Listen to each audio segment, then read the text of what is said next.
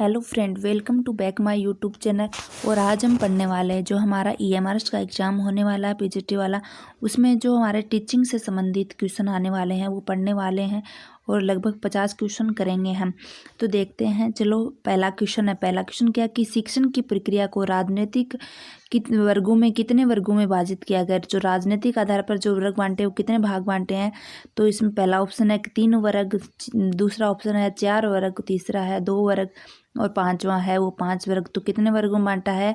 राजनीतिक जो वर्गों के आधार पर इसे 3 वर्गों में बांटा गया है। देखते हैं दूसरा क्वेश्चन। एक राष्ट्र की राजनीतिक प्रणाली वहां के शिक्षण को किस प्रकार प्रभावित करती है। पहला ऑप्शन दे रखा कि राजनेताओं की स्वार्थ पूर्ति होती है इसमें। दूसरा दे रहा कि राजनीति ही राष्ट्र के शिक्षा मूल्यों का निरूपण करती है और राजनेता शिक्षा तंत्र को अपना प्रभाव में रखना चाहते हैं। और 4 नंबर की शिक्षा तंत्र को अपने प्रभाव में रखकर ही राजनीतिक अपेक्षाओं की पूर्ति की जा सकती है। तो ये जो 3 है वो तो नेगेटिव है। पहला भी नेगेटिव है और तीसरा भी नेगेटिव है और चौथा भी नेगेटिव है। तो इसमें पॉजिटिव क्या है कि राजनीति ही राष्ट्र के शिक्षा मूल्य को क्या करती है? निरूपित करती है। 3 नंबर क्वेश्चन है वो है कि शिक्षण से क्या अभिप्राय होता है, शिक्षण का क्या अर्थ होता है। पहला दे रखा है इसमें कि एक अंतः प्रक्रिया मात्र होती है ये, एक परिपक्व एवं दूसरे अपरिपक्व व्यक्ति के मध्य संबंध होता है ये, और सीखने में सहायक होती है। तो तीनों ही सही हैं इसके ये कि एक अंत्यक्रिया भी शिक्षण में क्या होता है, एक अंत्यक्रिया प्रक्रिया होती है। एक परिपक्व और दूसरे परिपक्व व्यक्ति के मध्य जो संबंध होता है, जो संवाद होता है, वही शिक्षण होता है और ये सीखने की प्रक्रिया में सहायक होती है। तो इसका ऑप्शन क्या होगा? डी नंबर ऑप्शन है इसका करेक्ट आंसर होगा। देखते बढ़ते आगे वाले क्वेश्चन पर। आगे 4 नंबर क्वेश्चन। 4 नंबर क्वेश्चन है आगे वाला कि शिक्षण किन परिस्थितियों में संभव नहीं होता है, किन परिस्थितियों में संभव नहीं होता है।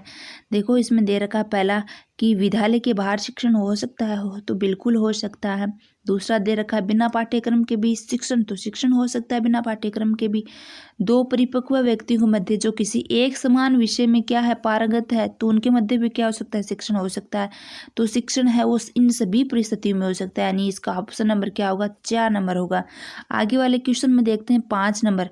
5 नंबर क्वेश्चन क्या है? निम्नलिखित में किस एक प्रक्रिया की ओर शिक्षण प्रक्रिया संकेत नहीं करती है। तो आपको क्वेश्चन में देखना है, अच्छे से पढ़ना है क्या है इसमें नहीं करती है, कि कौन है वो शिक्षण की जो प्रक्रिया होती है उसकी ओर संकेत नहीं करती है। तो पहले इसमें हम देखते पहले क्या होती है? अंतःक्रिया। अंतःक्रिया भी क्या होती है? शिक्षण में होना आवश्यक होता है ना।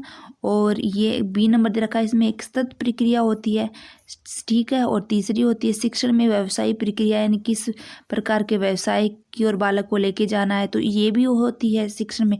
लेकिन सामाजिक प्रक्रिया, तो समाज वाली चीज़ें नहीं हो पाती हैं शिक्षण में, ठीक है। तो इसका ऑप्शन नंबर क्या होगा? आंसर डी होगा। तो सामाजिक प्रक्रिया नहीं होती है, शिक्षण प्रक्रिया की ओर संकेत नहीं करती है। बाकी इसमें तीनों ऑप्शन है कि अंतः प्रक्रिया भी होती है, सतत प्रक्रिया भी होती है और व्यावसायिक प्रक्रिया भी होती है।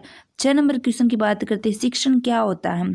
आमने सामने चलने वाली प्रक्रिया होती है, सही बात है एकदम से, शिक्षण आमने सामने चलती है। 2 नंबर है कि उपचारात्मक प्रक्रिया होती है, तो ये उपचारात्मक भी होता है शिक्षण। और 100 उद्देश्य, ठीक है, 100 उद्देश्य अगर शिक्षण करवाते हो तो हम कोई उद्देश्य लेकर ही शिक्षण की प्रक्रिया करवाते हैं। तो इसका ऑप्शन नंबर क्या है? डी ऑप्शन नंबर इसका राइट आंसर है। आगे वाले क्वेश्चन की हम बात करते हैं। आगे वाले क्वेश्चन की बात करते हैं। आगे वाला क्वेश्चन है 7 नंबर क्वेश्चन है हमारा। 7 नंबर क्वेश्चन है कि शिक्षण कैसा हो सकता है? मापन योग्य हो सकता है, बाल सुधारात्मक हो सकता है, बालोपचार योग्य हो सकता है, इनमें से सभी। तो ये सभी है। शिक्षण तो मापने योग्य भी होता है, बालकों में सुधार भी करता है, बालोपचार योग्य भी होता है, इनमें से सभी। तो इसका आंसर क्या होने वाला है? इनमें से सभी, ठीक है। ये 7 क्वेश्चन हमारे हो गए हैं। आगे वाले क्वेश्चन देखते हैं। 8 नंबर क्वेश्चन में जाते हैं। तो 8 नंबर क्वेश्चन क्या है, यहाँ से देखते हैं। 8 नंबर क्वेश्चन की बात करते हैं हम आगे। 8 नंबर क्वेश्चन की शिक्षण एक क्या है? त्रिध्रुवीय प्रक्रिया है, क्योंकि इसमें कौन कौन सम्मिलित होता है।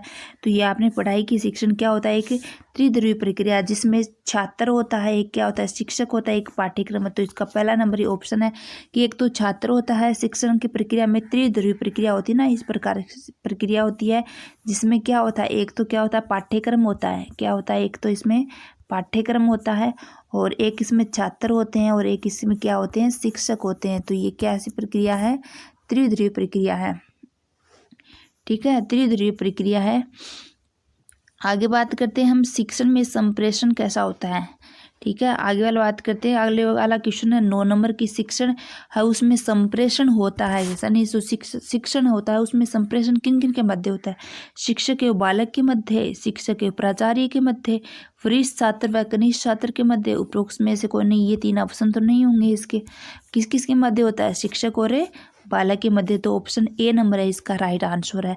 आगे वाला क्वेश्चन है 10 नंबर की, शिक्षण को सुधारात्मक प्रक्रिया माना गया है क्यों माना गया है शिक्षण है उसको सुधारात्मक प्रक्रिया? इसमें पहला ऑप्शन दे रखा है कि इसमें विद्यालय रूपी संस्था संपूर्ण समाज में सुधार करता है। ये तो नहीं होता ना, ये तो नहीं होता है कि विद्यालय और संपूर्ण समाज में सुधार करेगा। इसमें शिक्षण बाल व्यवहार में अपेक्षित सुधार करते हैं। यानी विद्यालय उसमें क्या होते हैं? बालक होते हैं और उसमें क्या होते हैं? अपेक्षित सुधार होते हैं। तो ये भी मान सकते हैं हम शिक्षण का सुधारात्मक है। आगे वाला भी देख लेते हैं। इसमें शिक्षक स्वयं में सुधार करता है, ऐसा भी नहीं होता है। और इसमें प्राणी में सुधार करता है, ऐसा भी नहीं होता है। तो ऑप्शन नंबर क्या होगा इसका? बी होगा। ठीक है, आगे वाला क्वेश्चन देखते हैं हम। 11 नंबर क्वेश्चन है वो देखते हैं। 11 नंबर क्वेश्चन क्या है कि सतत प्रक्रिया से क्या प्राय होता है?